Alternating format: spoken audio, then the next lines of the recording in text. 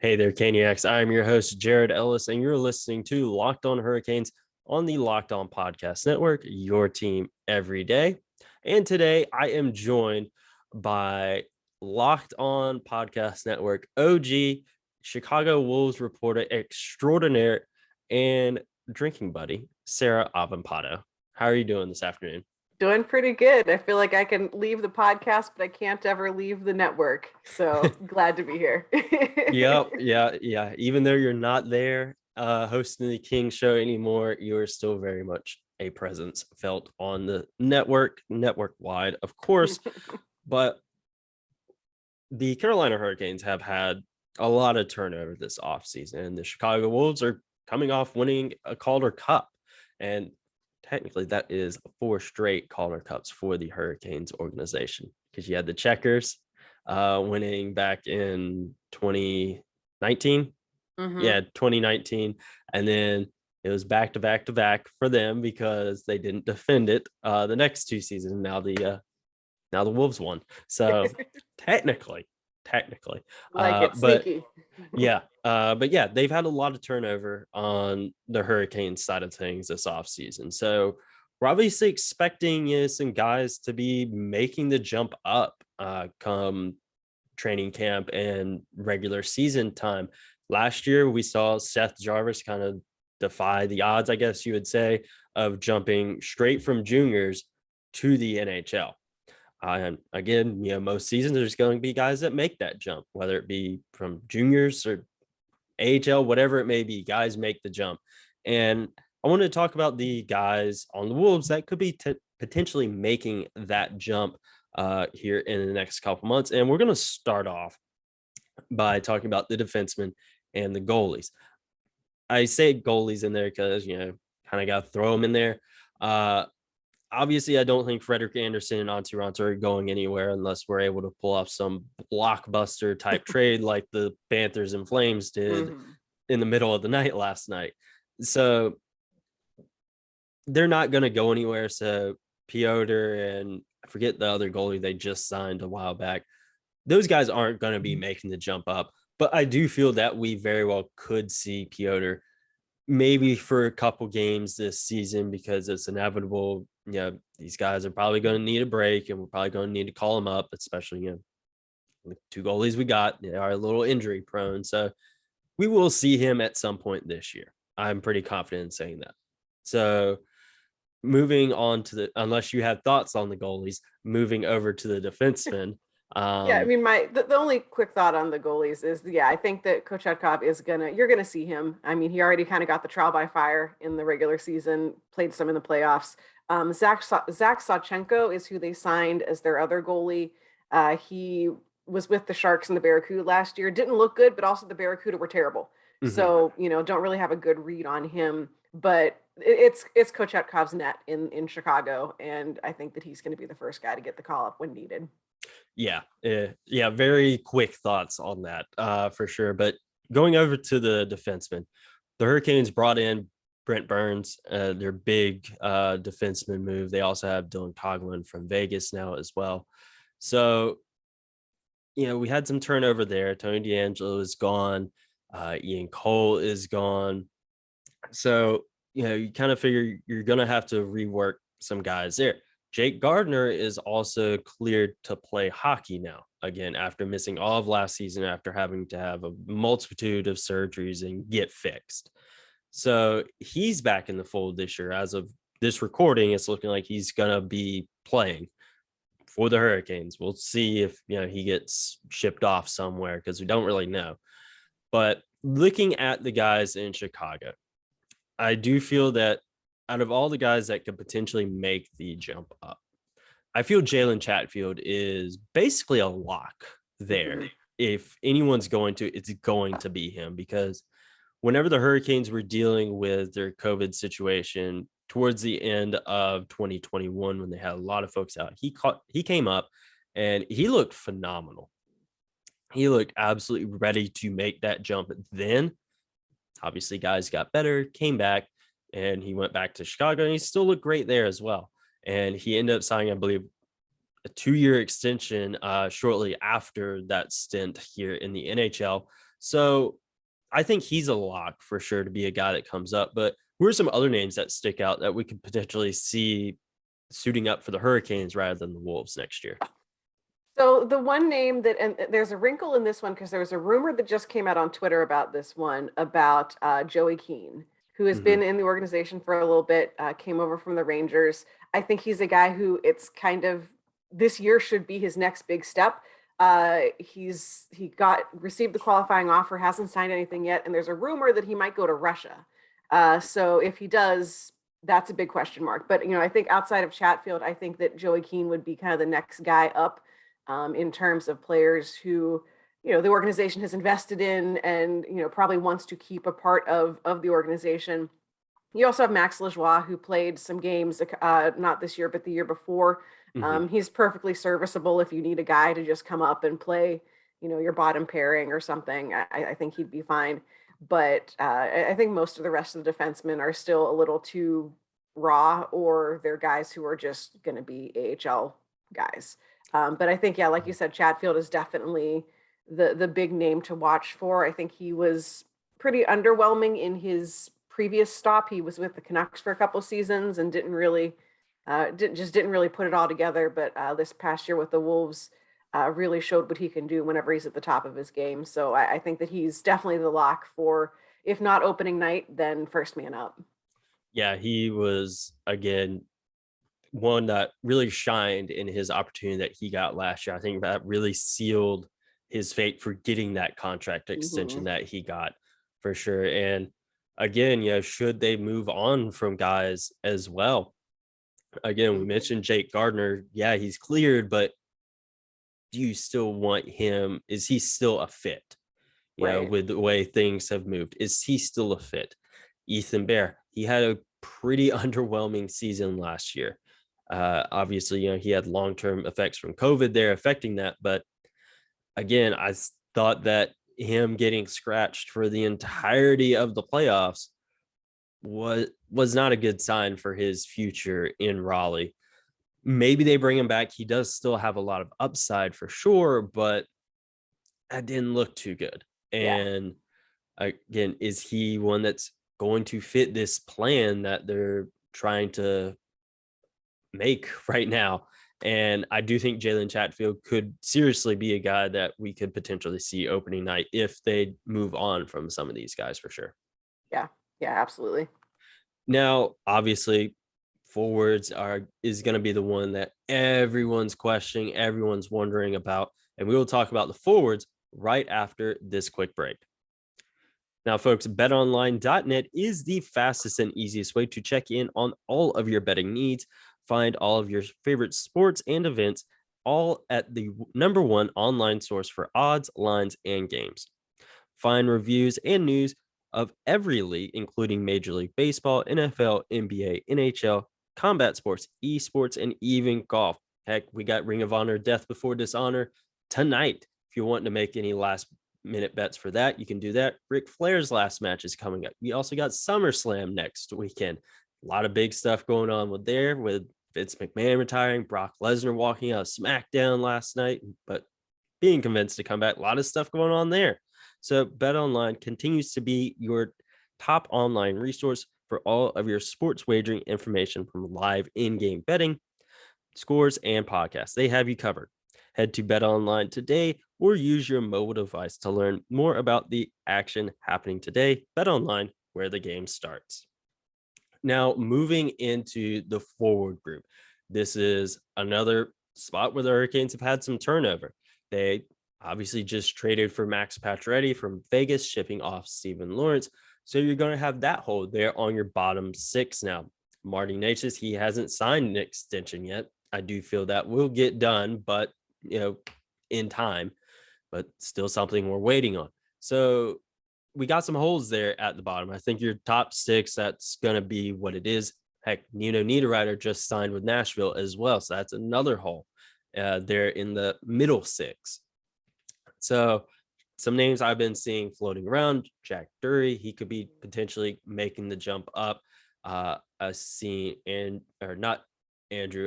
Stefan Nason, I've seen his name floated around. And one name that does stick out to me, and I'll get your thoughts on that, is Ryan Suzuki, first round draft pick from a couple years ago. Out of all the forward group there in Chicago, who do you think could we potentially be seeing on opening night? Because I do think we will see some of them on opening night. Yeah, my money, if I was a BetOnline person, my money is all on Jack Drury. Kind of common wisdom about around the Wolves, talking to people with the team. Basically they're like, we're never seeing this kid again. Mm-hmm. He is someone who could easily slot into that bottom six. I think can play up. He's a player who noticeably got better as the season went on, just exploded in the playoffs. This kid is NHL ready. There might be some blips along the way because there always are for anyone making that jump, but I think that he's your number one target for looking for players from the Wolves to come up, especially at the beginning of the season. You mentioned Stefan Nason. I think that he's a guy like having talked with him all last season. Like I'm rooting for him. I think he's probably more of a now there is that hole in the bottom six because of Stephen Lawrence, so he could possibly fit into that role. He seems more of a, someone's injured. We need someone to just come up and play 10 minutes Mm-hmm. a night. But I think that he's a guy that plays the game the right way. He's, responsible with the puck. Like I don't watch him and think like, holy crap, what have you done? Mm-hmm. He's 29, so he's not a prospect. But if you need someone to come up and play he has 200 some NHL games experience. If you need someone who comes to come up who knows how it goes, you can call him up. Ryan Suzuki is really interesting. He missed most of the season, all of the playoffs with injuries. Mm-hmm. So it was a really kind of frustrating year for him. It seemed like anytime he'd kind of get in the groove of things, something else would happen and he'd miss time. I have no updates on him. I don't know, what I think there was at one point a hit to the head, so that probably some sort of concussion. A guess. Um, so I think that he would have to have a really strong camp to make the Hurricanes at the beginning of the season. Otherwise, I think that he will be best served playing a full season or getting in a big chunk of games, with the Wolves to really get in a rhythm. But it was disappointing to see him, miss so much time because it really felt like this was the year he should have taken that next step up to be someone who you would think would be kind of the next man up. But the injuries really set him back. He did really improve defensively in the games that he played. He was out there on the penalty kill and everything, and so really clearly understands the message that if you want to play for Rod Brind'amour, you have to be able to play defense, and he was noticeably working on that over the past season. So he's a long shot, I think, for the beginning of the season. He could be a later half of the year uh, guy up, but I think they're probably going to want to see him play a consistent chunk of games before promoting him. Yeah, because looking at him, he's again very interesting. He's dealt with a lot of injuries. I remember Mm-hmm. he had that orbital bone injury a while back as well. That Mm-hmm. set him out forever. And just kind of thinking back, when he got drafted, he was a first round draft pick a few years ago. And then, whenever things went to the bubble in Toronto for that playoff, he was on that Yeah. initial roster because it was an expanded roster for those that don't remember. And then, it got changed up and then he was pulled off of it. And then, because of COVID, he was able to play some games in the AHL at first because he was still in juniors. Him, along with Seth Jarvis and a couple other folks, were granted that opportunity there. And then juniors got their stuff together. They had to go back. And then he spent last year in the AHL, didn't play a lot, but it's very interesting because he's a guy that has a lot of potential. I mean, we look at what his brother's doing. Mm-hmm. His brother's killing it. And, the very next draft, they took Seth Jarvis. Mm-hmm. Seth Jarvis bypassed AHL entirely, was playing the NHL and playing really good. Not a guy that's just, the bottom six, Mm-hmm. just out there. He's playing on the top two lines, going out there and being a big part of the team. So it's a little weird. He got bypassed by Seth Jarvis. Again, a lot of stuff setting him back, but it's one of those things, just kind of want to see him, get healthy and be able Yeah. to take that next step. Yeah. I think he has a ton of potential. It's just a shame that he hasn't, played in 30 some games last year. And that's not really enough to get a big read on what he can bring night in and night out. So I think, for Hurricanes fans who are like, oh, ready to throw in the towel on Ryan Suzuki, like pump the brakes. I Yeah, think that, exactly. you need to be patient with him. I don't think that, it's not like he's constantly re-injuring the same knee or something. It's just been a series of very unfortunate events that have been holding him back. I wouldn't say he's injury prone. I would just say that he's gotten just some really bad luck lately. Yeah, and I will say, one thing that I do think is on his side is that he's still young. He's Hmm. younger than both of us. Yeah. So, and obviously that makes us one feel really old, but also, you know, optimistic for the future because he isn't, like Stefan Nason, 29 Right. years old. Yeah, all right, you're constantly getting hurt at that age, Hmm. not looking too hot. Yeah. But he still is really young. He still has that young man, type healing. He can heal a Hmm. lot quicker than you or I could. Yeah. So that is one thing that does help him. And I think, coming into the season for the Wolves or Hurricanes, you never know what could happen. I do think they definitely need to ease him in, Hmm. not throw him up on top two lines or Right. anything, give him top two line minutes. No, I do think he needs to be either a third, fourth line guy, get those minutes and ease into it. Play Yeah. up into the lineup as he gets, healthier, stronger, Hmm. strengthens these injuries. And then, maybe not this coming season, but the following season, maybe Hmm. that's when he makes the jump up.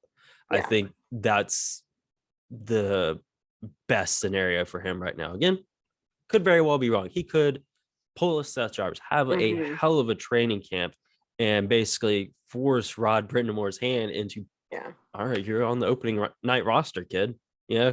You never know what could happen, but I do think that is, if he can stay healthy, that's probably the most likely outcome. Yeah. Or like a guy who he gets hot for like a streak of games and they bring him up just to, kind of as a reward. Teams do that all the time of, Mm-hmm. this guy had a great 2 weeks. Let's bring him up. Can I give you my one dark horse pick for Yeah, the Hurricanes? yeah, Uh, absolutely. so my one dark horse, like I wouldn't put money on it, but Vasily Ponomarev, who came over at the end of the season from the KHL, Mm-hmm. young guy, uh, just slotted in perfectly. You would never know that these were his first games in North America. He was someone who kind of played in the bottom six with Jamison Reese a lot.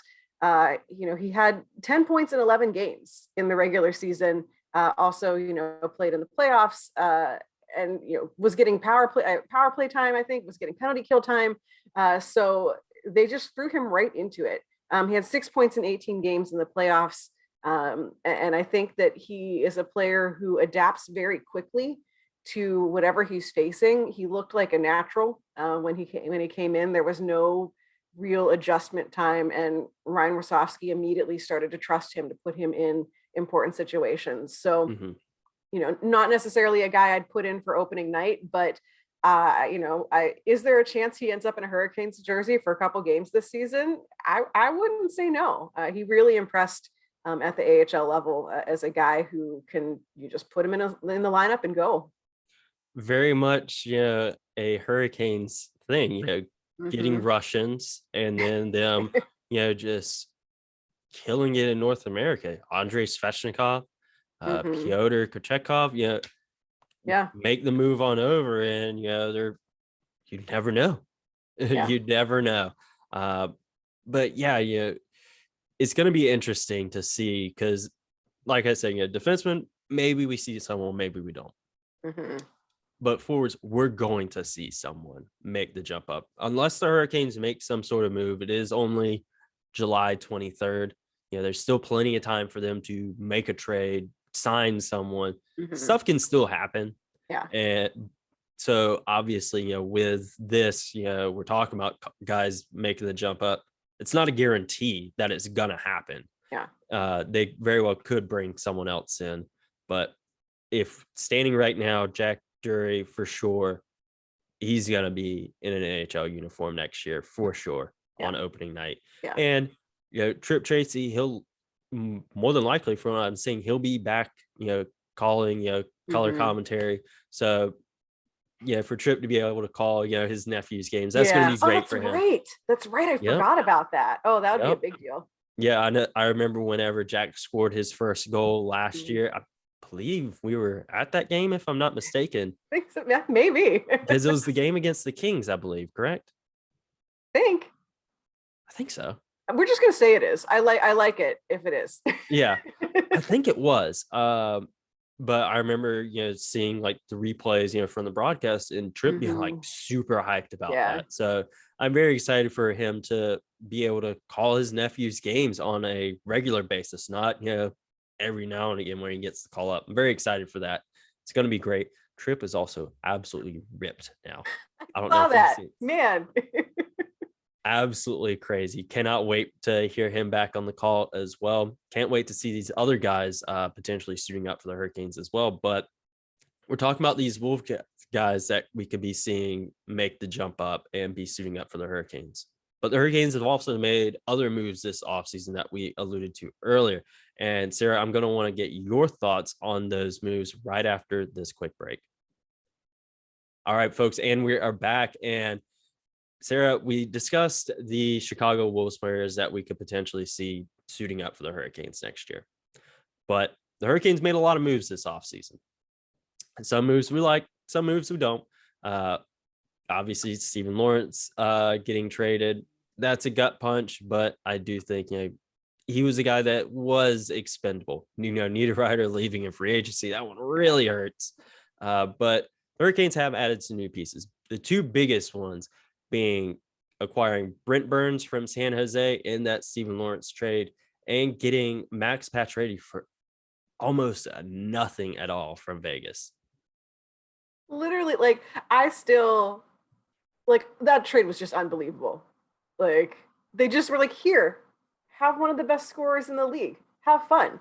I was really impressed by those moves. Yeah, losing Nino just stinks. I think he's very underrated in how good he is. I think a lot of people just don't notice, but he's always been, a really high-end player in terms of offense. So that's going to be a big hole for not the Wolves, for the Hurricanes to fill. They pulled off two trades that I did not think were going to happen, especially for what they gave up. Again, Vegas got literally nothing. I think it's a conditional fourth third round or something like that. Nothing. Next to nothing. And so it does sort of change the picture for some of the Wolves guys looking to make that jump up. Obviously getting Brent Burns and Dylan Coughlin changes the defense a little bit, but knowing you have the hole left from Tony DeAngelo, knowing, question mark about Ethan Bear, question mark about Jake Gardner, I think there's still room for someone to come up. And, if it's a guy like Jalen Chatfield, would be okay being the guy who gets rotated in and out of the lineup and everything. I will say Dylan Coughlin used to be a Wolf because Vegas was previously the Wolves affiliate. And so I covered him when he was in the AHL previously. And I didn't see a ton of him in the NHL because why would I want to watch Vegas Golden Knights games? Exactly. But he's another player who over his tenure in the AHL got better. You could see him make improvements and adjustments to his game. And I think has a really well-deserved NHL stint. I wouldn't expect him to get sent back down. I think he's been an NHL regular for the past season or so. But, he, at least as a person, he's a really nice guy. Very, very easy to talk to, very nice, just a good kid. So you are getting a good one there in Dylan Coughlin. But I think it does muddy the picture a little bit for, more than one AHL guy to make that jump up. Yeah, and the defense is really interesting because your top pairing, that's where Tony DeAngelo was. So you figure Brent Burns is going to slot in right there next to Jacob Slavin. Second pairing, that's not going to change. That's still going to be Brady Shea and Brett Pesce. Yeah. Third pairing is where we have the question marks. That's where Ian Cole was and Ethan Bear whenever he was playing, and Brendan Smith would be slotting in right there as well. They're on that third pairing. Ethan Bear is the only one that's there that's still here, and That's still a bit of a question mark Mm. because he hasn't re-signed an extension. Uh, I believe he filed for arbitration, but I'm not 100% sure on that, but I'm like 90% sure he did. So, we'll see how that goes of whether, what happens, whether they ship him off or what. Jake Gardner, again, is a guy that he's cleared, but is he going to play? Because right now, folks are, just going off of what we got right now, Ethan Bear and Jake Gardner on that third pair. Right. But one thing that kind of was a little bit of an eyebrow raise, not much because it's not a real big deal, but the Hurricanes, put out the number that Dylan Coughlin is going to be wearing next year. I believe it's going to be 15, but they put that out. That's something they haven't done for Lane Pedersen that they picked up in that Brent Burns trade. So, all right, you gave him his number. Brent Burns and Max Pacioretty got those. Those are guys that are going to be on the roster. So you imagine Coughlin is going to be on the roster. Are you rolling with an extra defenseman again this year? Is Ethan Bear going to be the odd man out again? Or are you shipping someone up? It's definitely a question mark there of what happens. Because again, forwards, we're pretty confident Jack's going to make the jump up. The defense that's the juicy meat of the offseason, what the Hurricanes are going to be doing. Yeah, especially if they can't move Jake Gardner. If he's approved to play and they're like, we don't need you, but they can't find anyone to take him. Well, it's $4 million is his salary. Yeah, and we keep hearing from, anonymous sources and GMs and whatever, that it's just really hard to move money right now, I guess, unless you're Vegas, who can give Max Pacioretty away. So it could be that Jake Gardner is on the roster just because they ran out of places to send him that didn't involve paying a price that they didn't want to pay. Yeah, exactly. I do imagine, because he does have $4 million salary. If he does get traded, imagine the Hurricanes are going to have to do like San Jose had to do and retain some salary. Where he would go, I don't know. I would like to see him suit up for the Hurricanes because now he's had time to get healthy. He's missed a lot of time between all of last season and the season before, just being hurt and, not playing as much and not playing as well as we know he can. So I want to see what he can do. I don't want them to just ship him off, not even give him a chance post-surgery. But it's also one of those things, got to do what's best for business. Just like trading Stephen Lawrence, it sucked because he's a really good player and a guy that I think, is he necessarily a top line guy? No. But I do think he could, in time, maybe be a middle six guy, kind of more of a third line guy that plays on the second line as well. I do think he has that potential for San Jose, but sacrifices have to be made, and we'll see what happens with Jake Gardner and Ethan Bear. It's a mystery. It is a mystery. And again, it's July 23rd. There's still a lot of off season left. And a lot of time for moves to be made. And I guarantee you we're going to see more moves. It's just a matter of what these moves are going to be. And that's just something we're going to have to wait and see about. But in the meantime, while we wait for those moves, Sarah, where can the folks find you now? So you can find me on Twitter at Right Said Sarah. It's WRITE said Sarah with an H. Canes Country is at Canes Country on Twitter. Also canescountry.com, where I post regular Wolves articles talking about your favorite prospects and everyone's favorite Russian goaltender. Yep, of course. And as always, you guys can follow Locked On Hurricanes on Twitter and Instagram at LO_Hurricanes, and myself on Twitter at Jared Ellis _96. And we will talk to you guys in the next episode.